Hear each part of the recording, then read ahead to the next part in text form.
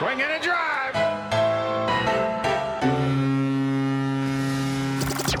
Welcome to Red, White, and Blue Jays, the podcast home of Blue Jays Fans UK, a group connecting Blue Jays fans around the UK and beyond, and telling their story. And now, here's the host of Red, White, and Blue Jays, Steve Hunter. Hi guys, welcome to another edition of Red, White and Blue Jays. Glad that you've been able to find us and spend a little bit of time with us today. I'm really excited to have Karen with us this afternoon. I've had a lot of contact with Karen over quite a long period of time now, and I'm sure you probably would have heard her somewhere along the lines if you've been following the Jays for some time, and we'll get into a little bit of why that might be. But Karen, very warm welcome to you. How are you doing? I'm great, Steve. How are you? Oh, good. Yeah, no, really well, thank you. Excited about where we are as a team and what's happening. It's just starting to get exciting, and particularly yesterday was a big day. So we'll talk about that in a little bit of time. But just in terms of a bit of intro to you and where you are and so on, just give us a little bit of a backdrop to your story and where you are in the world, perhaps what you do, and how you found the Jays. What's your storyline there? It'd be great to hear that. Sure, thanks. So my name is Karen Soutar. I live in Toronto, Canada, where I've lived all my life. I'm married to my husband, Ron, the love of my life. We just celebrated our 18th wedding anniversary, actually, a week ago today, by going to a Blue Jay game, among other things. And we have 3 amazing cats. And we both have pretty good jobs. Myself, I'm an accountant. I work in the accounting department of an insurance brokerage where I've worked actually since 2010. And I've had some different jobs in my life, some of them not so great. For the most part, I've been pretty lucky to work there. It's going pretty well. So, and it's pretty close to home, actually. It's about a 10-15 minute drive. So they're very fortunate in a lot of ways.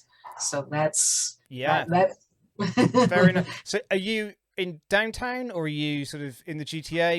You know, how far away are you from places that matter? Right. Yeah, we're in GTA. We're in the northeast end of Toronto. And when we go to Blue Jay games, sometimes we take public transit, but a lot of the time we do drive. And taking the highway, it's maybe a half an hour drive. So again, depending on traffic, but it's not bad. So we're actually very close. I don't know how familiar you are with Toronto yourself. Reasonable. Reasonable. Yeah, so we're very close to 2 major highways, the 401 and the 404. Okay. So, yeah. So do you come down the Don Valley Parkway into town? Yeah. Is that the route you take? Yeah. Very nice. So nice, and you've grown up in Toronto. You say this has been your home all this time. Excellent. So, without wanting to give your age away at all, take us back to your earliest Blue Jays memories then. Right. So my own Blue Jay fandom has kind of been a story in 2 parts. So I remember my very first memory going to a game with my now late father at Old Exhibition Stadium. And this would have been, I honestly don't remember what year it was, but it was pretty early in the Blue Jays' existence because they were a pretty bad team. And they got in the game, they got into a hole early, and then a little later in the game, they had a bit of a rally, and they got some runners on and scored a bit, and the crowd was going nuts, and I enjoyed it, but I guess part of the realist in me thought, why are you getting so excited with this huge deficit? But I enjoyed the game, but then life kind of gets in the way, and that's not really when I became a diehard. But I guess baseball in general and the Jays were sort of on the back burner. And then part 2 in 1992, my birthday happens to be in September, and back then I was spending a fair bit of time with my father, my stepmother, and my younger brother. The 4 of us usually got together and did something on weekends. So my dad decided for my birthday that the four of us should go see a Blue Jay game.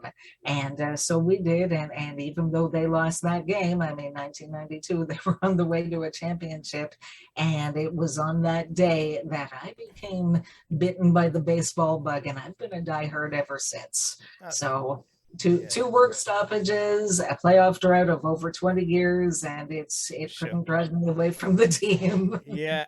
So as you're growing up as a child in Toronto and Ontario, you've obviously got the Expos who are up the road. They're still going at that particular point in time. Mm-hmm. Did you, as a high school student, was baseball something that you were encouraged to play yourself, or softball?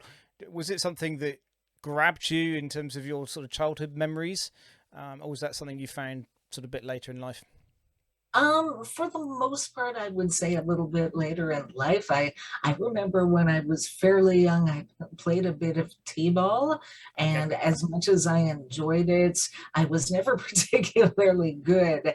I was that kid in high school that got mostly A's other than gym class. So I was one of those. And then I always wanted to re-engage. And actually, back in 2016, I found a summer softball league, and I played a bit of that for one season. And well, not much has changed. I still really enjoy it, and I'm still not making anybody's all-star team, but I had the enjoyment of doing it, and I actually met a pretty good friend who I'm still in touch with today, so really happy about that part of it. And yeah, it's all good. Yeah, no, absolutely. Obviously, going to Exhibition Stadium, I would imagine that is, I mean, I've talked to a few guys that had the experience of going to see the Jays play there. I never had that benefit. My first game was in '94, so a couple of years after your sort of die-hard moments. So straight after the World Series, was my first game. Okay.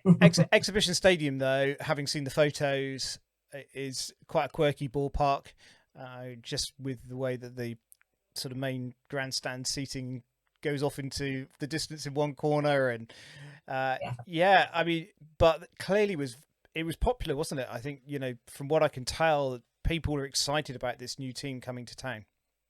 I would say so. I mean, again, this was a few years ago, so my memories aren't 100%. But yeah, I mean, just having a Major League Baseball franchise in Toronto, the novelty of it as at first, and then just the way the team built. I mean, you went from not a very good team to adding different parts and becoming promising. Lloyd Mosby and all of that, and just kind of coming together as a team part by part to the point where they made the playoffs. I mean, 77 was their first year, and only 8 years later in 85, here they were in the playoffs. So yeah, and that's pretty good turnaround, I guess, because there's plenty of sporting records out there, isn't there, where teams are literally gone, well, think about Pearl Maple Leafs in terms of where they're at.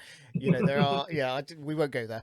But there are plenty of sports franchises who've gone many, many years without getting into postseasons and so on. So for the Jays to get there relatively quickly with a new ball club was exciting. And I've heard a lot of stories around that. Going into what was then Skydome, of course. What was that experience for a young fan? What did you remember about this big concrete structure, roof coming up, all that sort of stuff? What was that like for you? Yeah, I mean, I'll be honest. I know some people at Skydome at the time, and now it's known as the Rogers Center.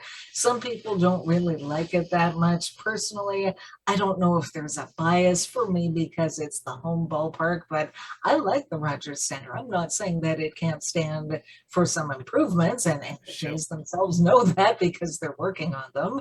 That this year there's the new and improved scoreboard and all, but yes, something about it to me feels very homey. It's a nice ballpark. You've got the best of both worlds with the roof.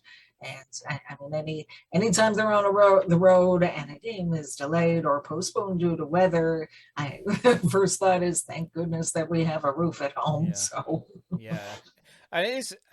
I mean, my first sort of memories of going there. I was up in the 500s, over on the third base line, on my very first visit to the stadium, Mhm. and I think for me, and I was my early 20s when I first went, so you'll work out my age from that. But I remember, walking up all the ramps up to the 500 levels, and there's just for me there was just like this, because it was a whole new experience. I've been to football stadiums, soccer stadiums here, and it was the same sort of thing. You come out the little exit door into the seating area, and it's for the first time you see the whole thing.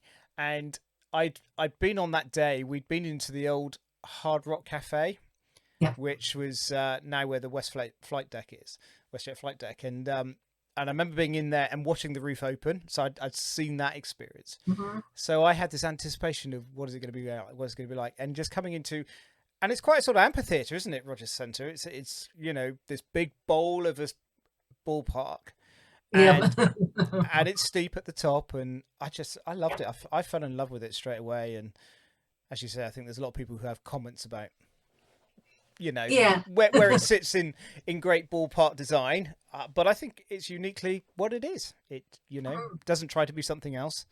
So just as we were talking about Roger Centre, I wasn't planning to talk about it. Are you excited about the prospect of what they're looking to do in terms of, because I know Mark Shapiro has talked a little bit more about some of the changes that they want to make, particularly down at the 100 level. Are you excited by the prospect of that happening?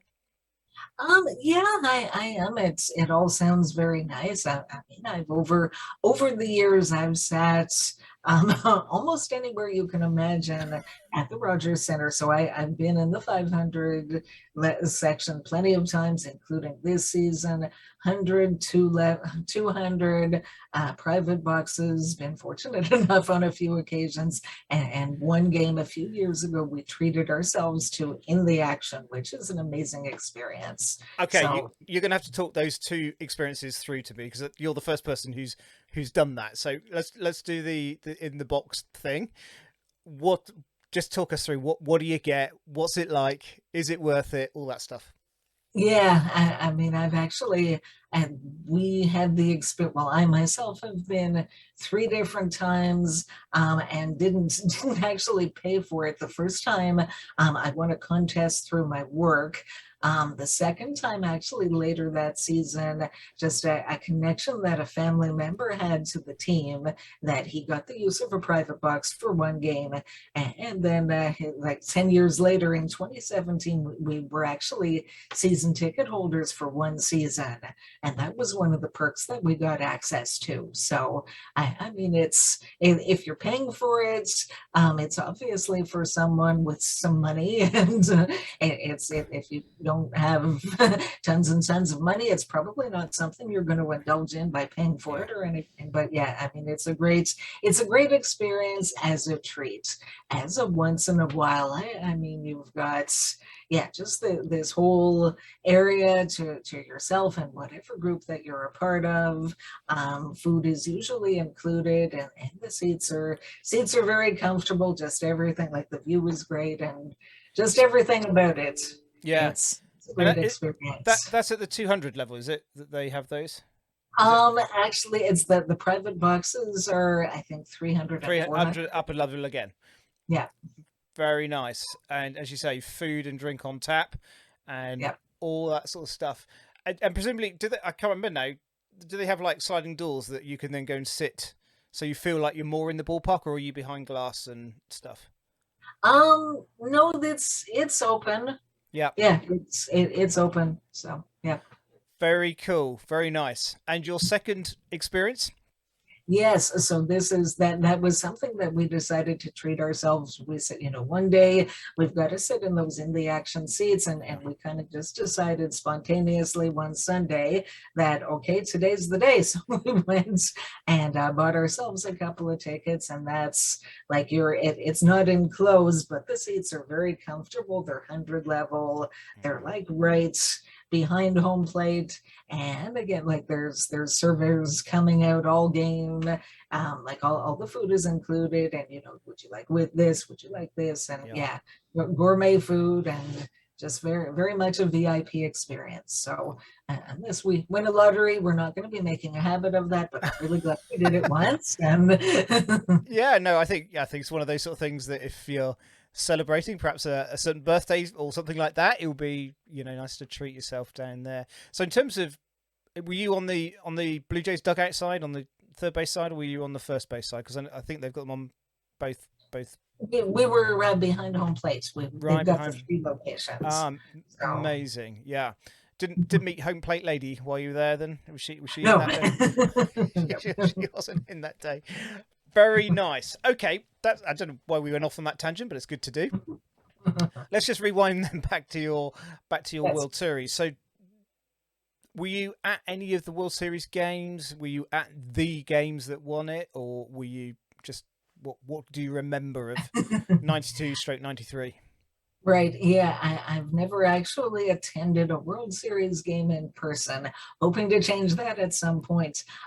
We did go in 1993 to the ALCS. The family went to, I believe, games 3, 4, and 5 were in Toronto, and the family went to all 3, but I had a commitment for the middle game. So I went for games 3 and 5. So, Nice. yeah, And that was nice. yeah, and does it feel different to a regular season game? I'm sure it does. This is a slightly daft question to ask, but No. what are the tangible differences? Perhaps that's a better Right. question. Yeah, I mean it's hard to really say other than when you're at a regular season game, I think it's just a different mindset. I mean, if you love baseball and it's great to go to a game and all of that, but when you're at a postseason game, it's just okay. This is my team and they've made it. Yeah. And now what are they going to do once they're here? How far can they go? And one of the things I have many baseball sayings, expressions, so to speak. And one of the things that I always say, sometimes people complain about postseason performance, and I say one of the things you have to remember is when you get into the playoffs, you do not have the luxury of beating up on bad teams. When you're in the playoffs, you're only playing against other good teams. Yeah. So even if you don't do as well, players don't do as well as you've been expecting, but you're playing top-notch competition and somebody's got to win.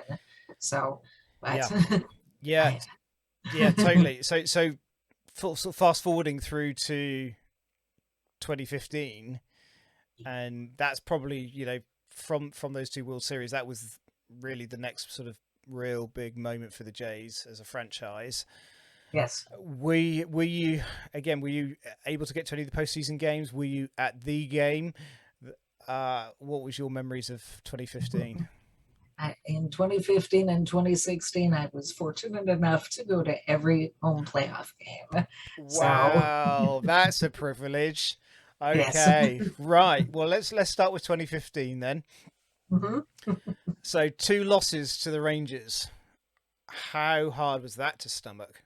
Oh my gosh, I was so upset. Like I wasn't just disappointing, but I was really angry, especially after game 2.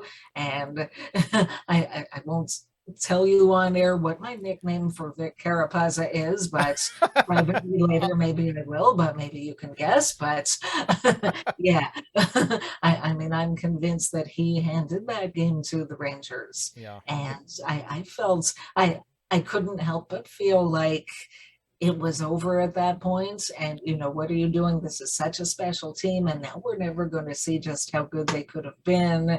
Yeah. And I just thought the prospect of winning 3 games in a row, with the first 2 being on the road in Texas, I didn't see them climbing out of that hole. And well, luckily I was wrong. Yeah, I was going to say, obviously having those opening 2 losses and then them going down to Texas to try and grab them back.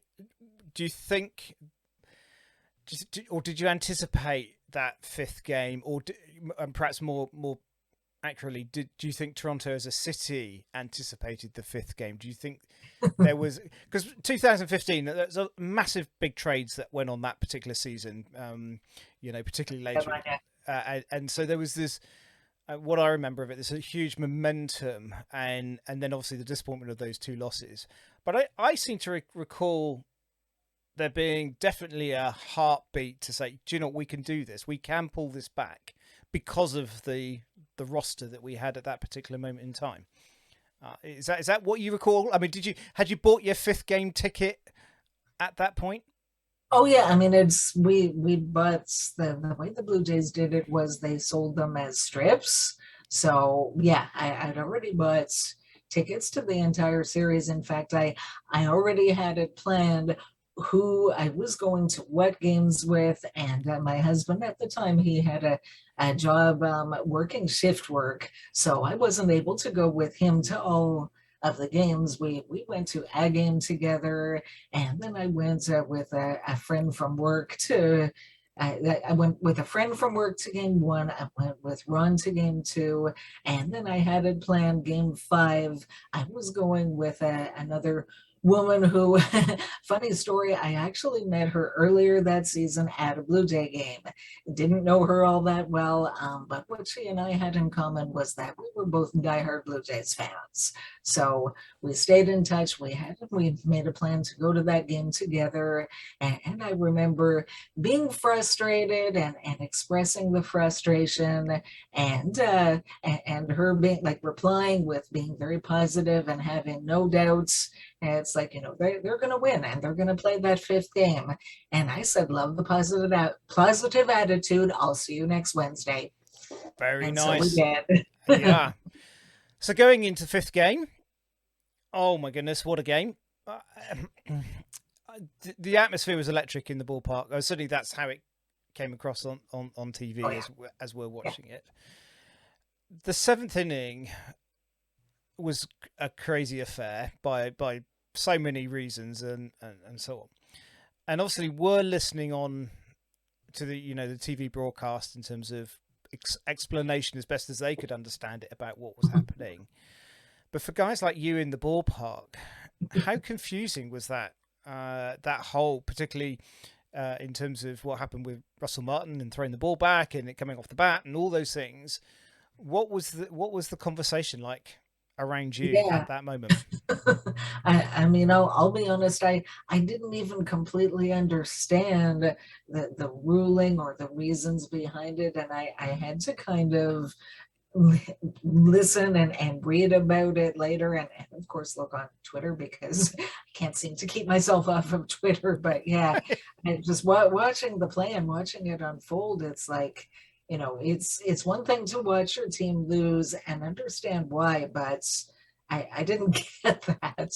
Yeah. And yeah, just the atmosphere. I think in terms of fan reactions, that's got to be the most crazy, intense game that I've ever attended in my life. And in the top of the seventh there, and even like in between innings and the seventh inning stretch. And I mean, they just didn't stop booing. It was nonstop.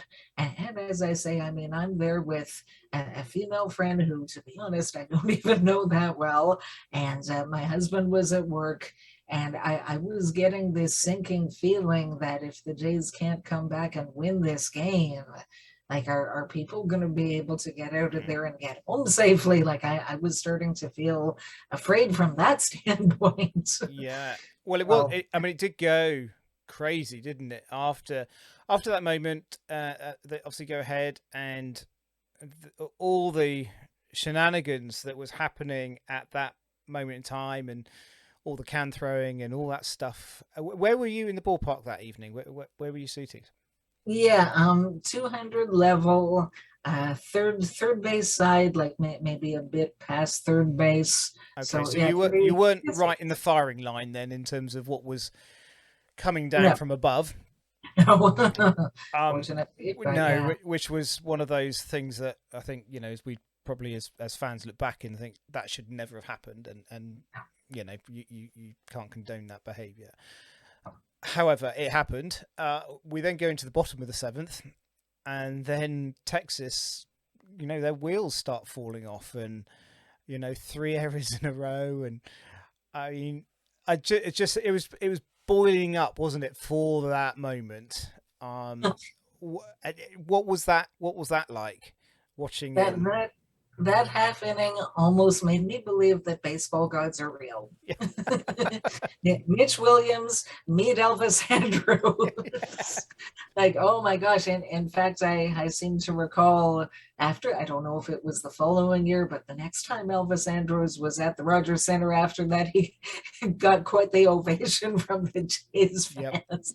Like, oh my gosh, leave the poor guy alone. I'm sure he'd rather forget about it. Yeah. But yeah, it's almost as if like the baseball gods said no, Yeah. that crazy play is not going to be the end of this magical season. And Yeah. yeah, if anything could go wrong in the top of the seventh, it did, and if anything could go right in the bottom of the seventh, it did. Yeah. And what do you remember of the bat flip, or were you not even aware of it at the time? Yeah, I'll be on it. And typically speaking, when I am, particularly when I'm at the ballpark, it's a little different being home watching on TV because you get all the different vantage points. But when I'm there, I tend to follow the ball. So Sure. when he hit it, it's like I watched it and I thought, yeah, that's it. That's a no doubter. And I was all excited. And then I didn't understand all this bat flip talk until after the fact. And I went back and heard all the comments and saw the video replay and all that. Like, okay, that's what they're talking about. Yeah, because once he hit it, I was watching the ball. I wasn't still watching Bautista to see, okay, what else might he do now that he hit that?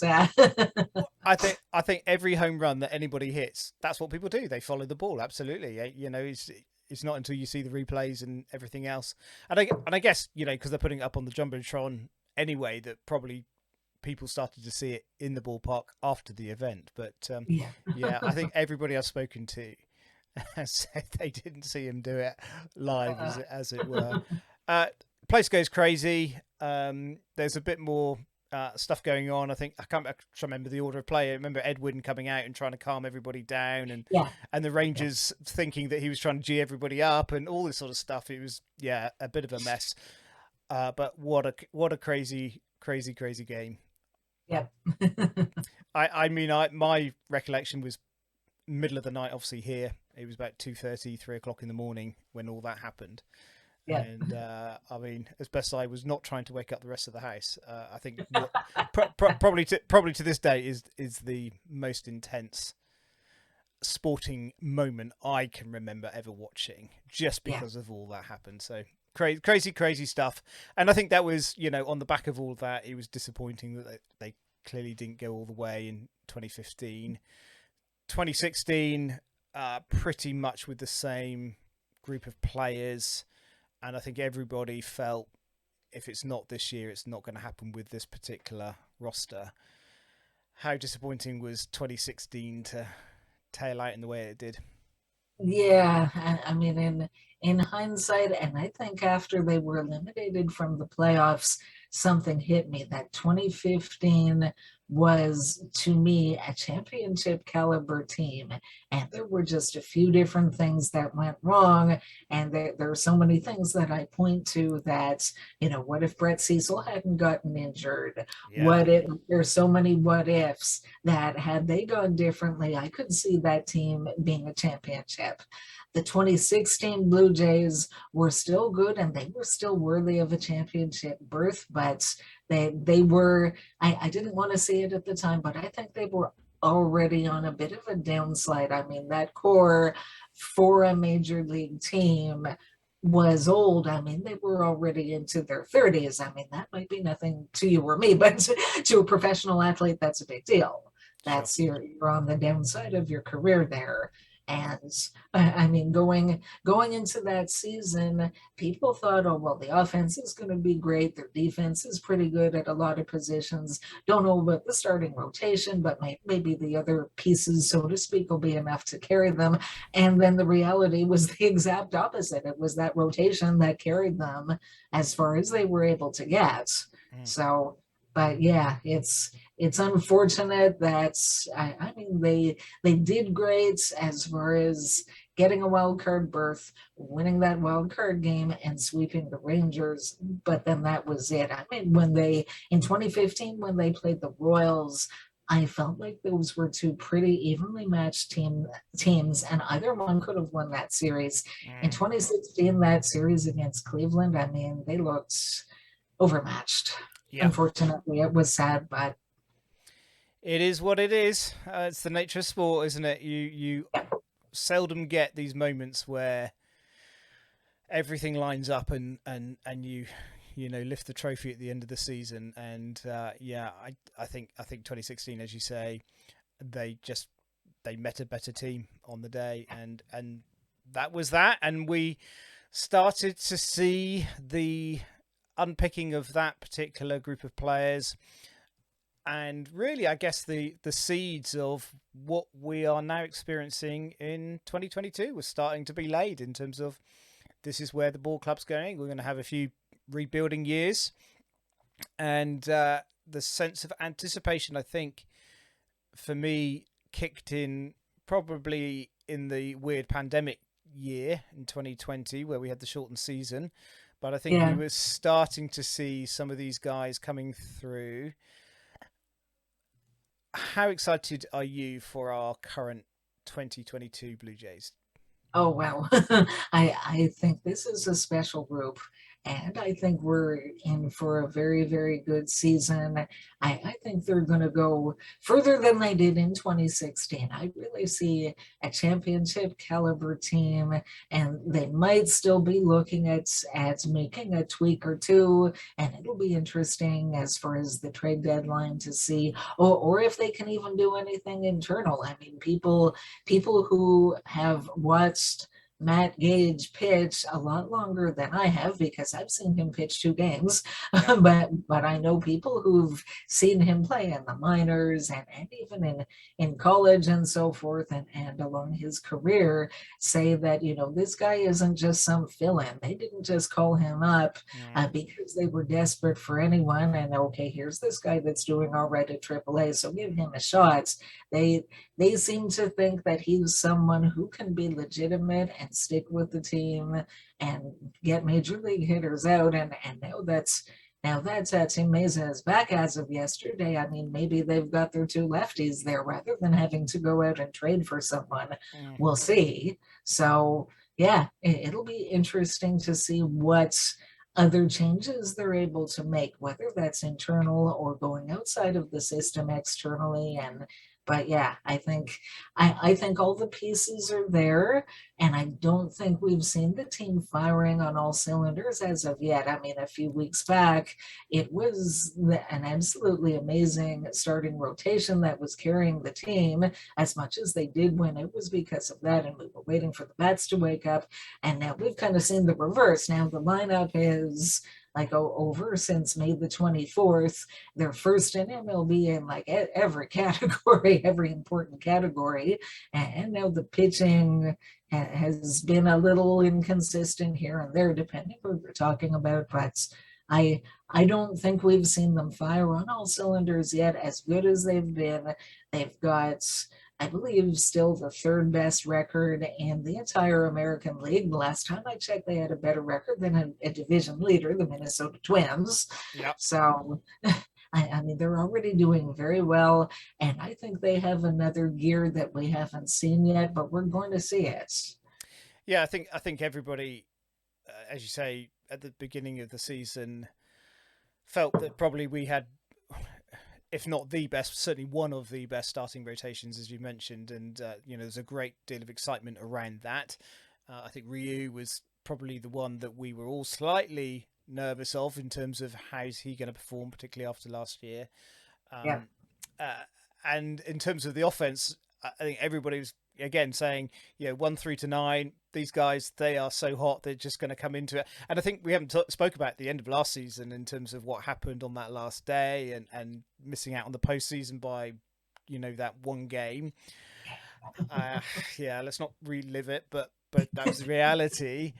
And then I think, I feel particularly how the postseason played out last year. I think if we had got through, we had a really, really strong chance of going all the way. Now, we didn't, and it didn't happen, so we have to move on. So I think with all of that in the background, coming into 2022, everybody's, this offense is just going to go boom. And it didn't. It wasn't like one or two of them. It was almost all of them were struggling Yeah. initially. And there was also the talk about the balls and all that sort of stuff. How frustrating is it for a ball club, do you think, when you know the potential of what you've got within your grasp and it just doesn't happen? I mean, what were you thinking in terms of this is what they need to do, or how do they turn this around, or is it a case of we just got to sit it out, guys, because we know by the law of percentages they will pull it back? Right. Yeah.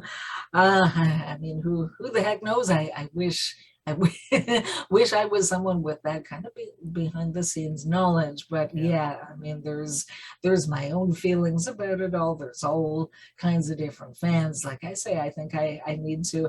I enjoy Twitter. I enjoy connecting with people. I think maybe I need to spend a little less time on Twitter because there's a fair bit, unfortunately, of toxicity.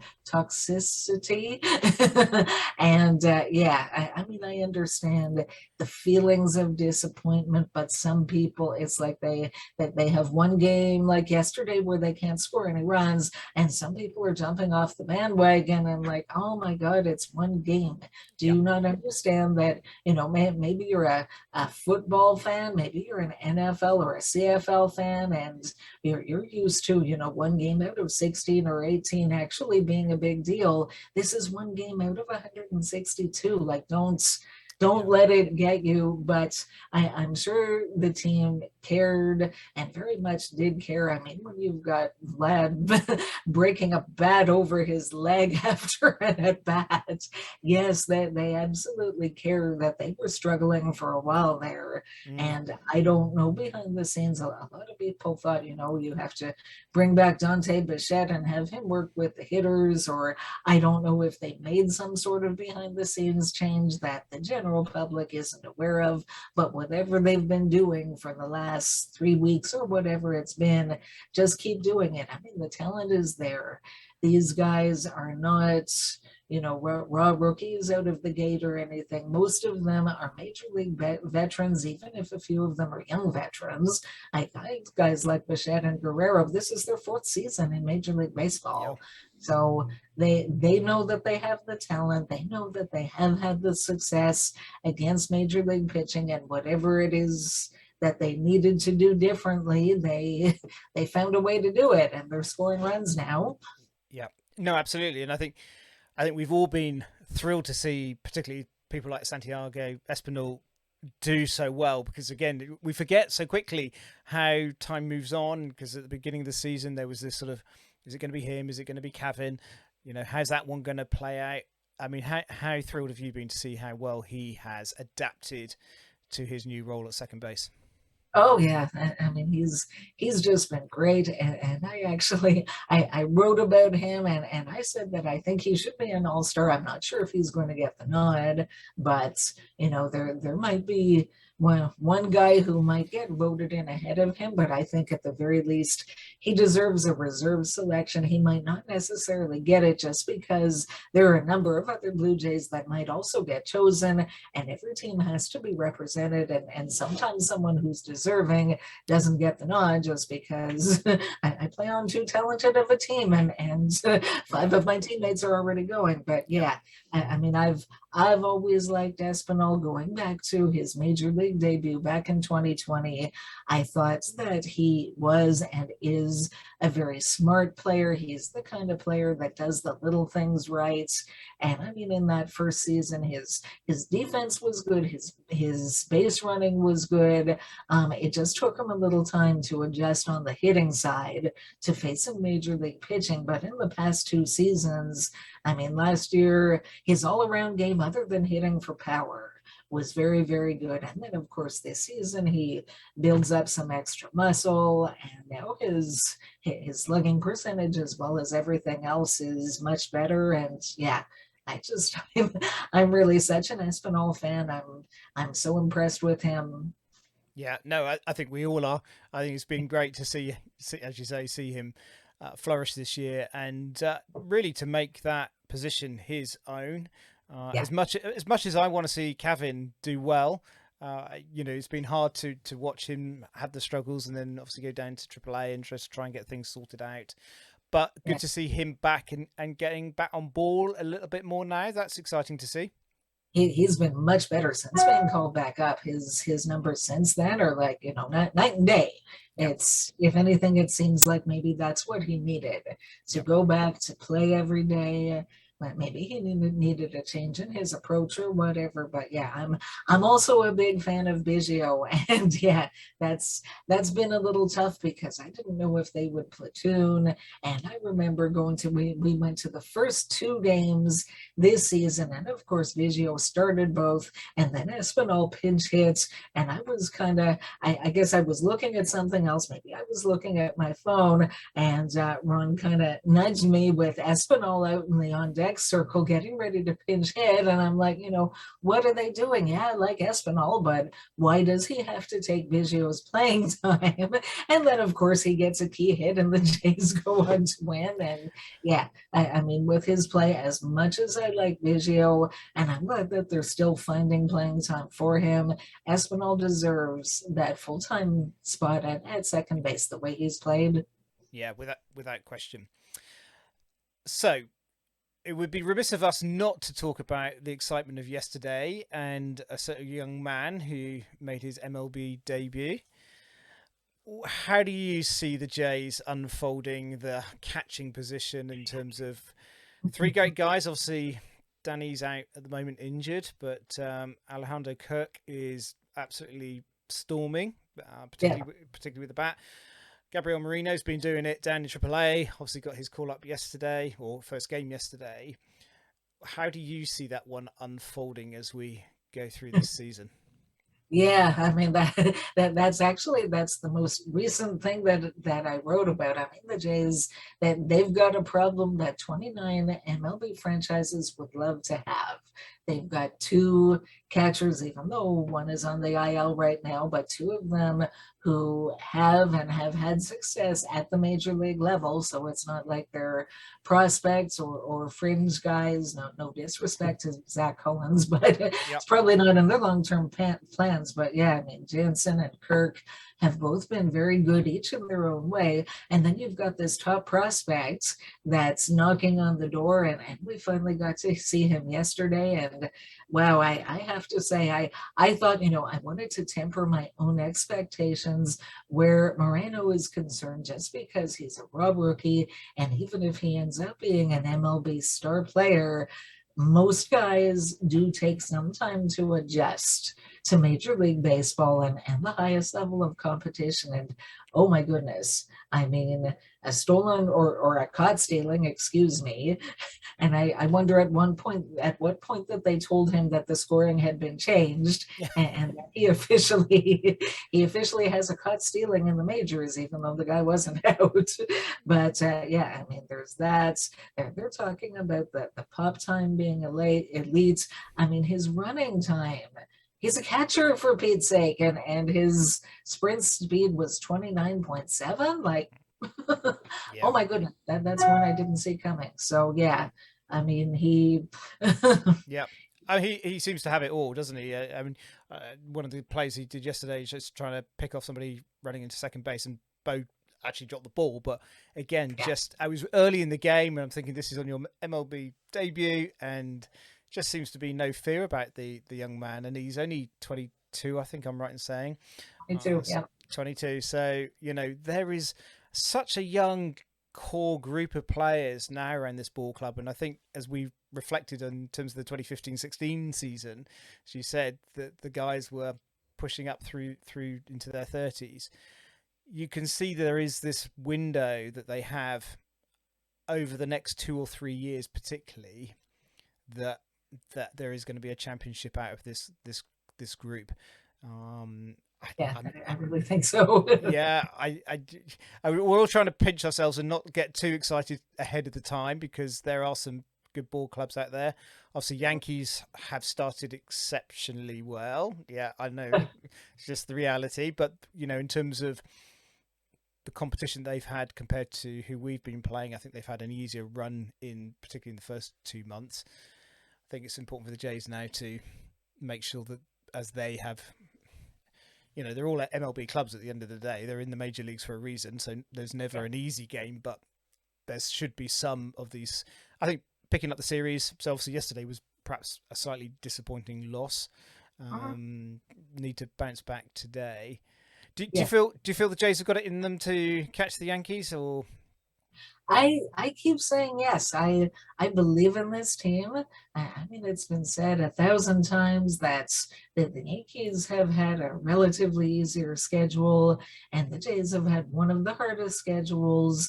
And eventually, I mean, it's just starting to happen now, where they're playing some teams whose records aren't so great, and I still feel like it's going to happen. Yeah. Well. I'm liking that positivity, Karen. That's excellent. In terms of the work that you're doing, so just tell us a little bit about your podcast, World Life, because I know you host your own, and you're also involved with Jays on the Couch. Tell me how all that started. Where did podcasting world for you and covering the Jays all begin? Yeah, so I was actually doing some writing for another blog website, which is actually now defunct. But in the meantime, I saw on Twitter where Jays from the Couch had put out there that, if you're interested in writing for our website, click here, apply here, and I thought about it, and I thought, this really seems ideal and up my alley, because it seems like it's exclusively Blue Jays focused. And in terms of my baseball fandom, I'm a baseball fan, but I am very, very much a Toronto Blue Jays fan first. I always enjoyed writing, even going back to high school when I was figuring out what the heck I was going to do with my life. I wrote then in high school in English classes, and I remember one English teacher telling me that, I had enough talent that if I wanted to consider writing as a career, that I should do it. And I remember she wrote it at the end of one of my pieces. She said, "I enjoyed reading this," and that's the supreme compliment. Like, wow, thank you. But again, life sort of got in the way, and I ended up doing different things as far as making some money. But yeah, I'm very glad to be doing this as a hobby. So I applied to Jays from the Couch, and they took me on, and I'm still there. That was in, I believe, around December of 2018. So I've written a number of pieces for them, and then I started back. It was the Jays from the Couch radio podcast. It was a weekly thing, and it was just whoever wanted to volunteer. And it took me a while to volunteer, but I enjoyed doing it. I wasn't sure how well I would come across, but I mean, I enjoyed doing that. And then it sort of evolved that the same people were volunteering week after week after week. So it's kind of the three of us now pretty much every week, with Sean Doyle, the senior editor of Jays from the Couch, Steve Feck, who's always got lots of lots of interesting viewpoints, and very, very unique, very smart, very worth a listen to, whether you agree or disagree with him. And then a little over a year ago, Sean decided to make more use of the YouTube channel and start doing these YouTube shows for whoever was interested. And I said that I was. And so now I've got Sunnyside of the Dome, which I really enjoy doing. And I mean, it's me, it's my viewpoint on the Blue Jays. So I tend to be a glass half full sort of person. On the other hand, there are times when, that they're not giving me anything to be glass half full about, whether it's the overall team, whether it's certain players that I think, they've given this guy a shot and he's not working out. I think they need to move on from him.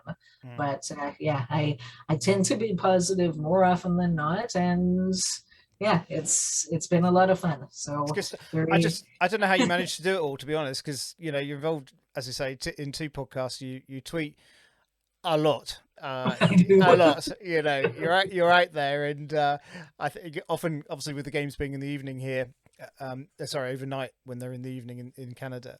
One of our first things is I'll just quickly check through the Twitter feed, and Oh, there's another one by Karen. Oh, there's another one by Karen. Oh, there's lots by Karen coming through. So you're very busy on the Twitter front, which is excellent. So just for the benefit of everybody, where can they find you in all the stuff that you do? Where just give us a few of your sort of social handle type stuff. Right, yes. So my Twitter handle is at Karen Soutar 1. That's Soutar 1. And as we're saying, I'm pretty active on Twitter. So if you want to follow me, feel free. We can talk baseball or other things. As I always say, mutual respect is important because you don't always find that on social media, but well, most people are pretty good. So yes. On Twitter a lot. And again, there's jaysfromthecouch.com if you want to read them. And there's several really good authors, and everybody has their own writing style and their own focus. Ryan Mueller is an expert on the minor league system. Bob Ritchie is just, I don't know that there's a person out there who does the in-depth analysis better than he does, probably not as well as he does. He's so good at all of that. And yeah, there's lots of really good stuff there to read, to watch, to listen to, and so we're out there. Yeah, totally. I just encourage anybody to, if you're interested in following and reading anything about the Jays, your stuff that Karen and the team are putting out is top notch. And thank you. Been a real thrill to catch up with you and finally put a face to the name and be able to speak to you, Karen. I really appreciate your time this morning for you, afternoon here in the UK. Right. Just final question. If there's an international series we know there's going to be international series that are going to be hosted here in the UK. Yeah. We've already had the Yankees Red Sox back in 2019. We know there's a game next year, 2023, 24 and 26 here in the UK. If the Jays are one of those teams, ever fancy a trip overseas? Have you ever been here before?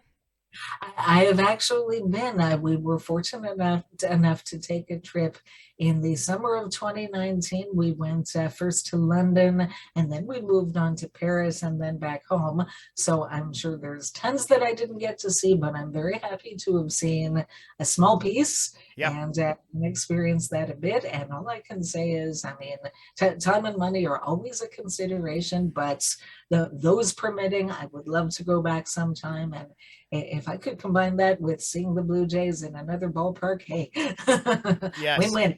Yeah, no, absolutely. And if you do manage to come, it'd be lovely to see you and to meet you in person and catch up. That would be super cool. Karen, thank you so much for your time today. Really do appreciate it. And guys, thanks for listening in. I hope you enjoyed just catching up with Karen and hearing all about her world. Please go and follow her. Say hello to her from the UK. I mean, she was brilliant yesterday. She tagged me in a post that Vernon Wells is coming over here to London and said, you need to contact him. Did he reply to you? Well, he liked my tweet and I said to him. Well, there you go. So, well, we got a little way there. So really appreciate that, Karen. We will catch up with you soon. Thanks so much for your time. Yes, thank you so much for having me. This has been great. Cool. See you guys soon. Take care now. Bye-bye. Bye.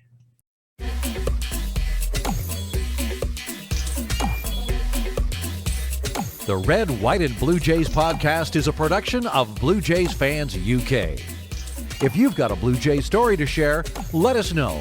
Email us at bluejaysfansuk@gmail.com. And follow along on Twitter and Instagram at Blue Jays Fans UK. I'm your announcer, Jim Langton. Thanks for listening.